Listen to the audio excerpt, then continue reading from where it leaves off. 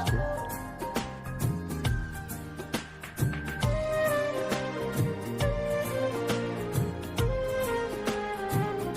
और एक छोटा सा पेपर का टुकड़ा लेंगे और इसमें हम फोल्ड करेंगे इस प्रकार से।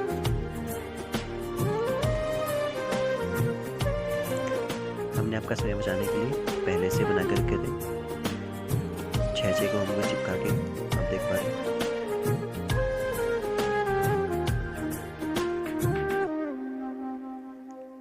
आपस में हम चिपका देंगे उस चीज़ को और आपका तैयार हो चुका है। वीडियो को पूरा देखने के लिए बहुत बहुत धन्यवाद आप सभी का। इसी तरह अपना प्यार चैनल पर देते रहिए। चैनल पर नए हो तो चैनल को सब्सक्राइब कर दीजिएगा और लाइक और शेयर जरूर कीजिएगा अपने फ्रेंडों में। तो thank you so much for watching. मिलते हैं अगली वीडियो में, तब तक के लिए बाय बाय।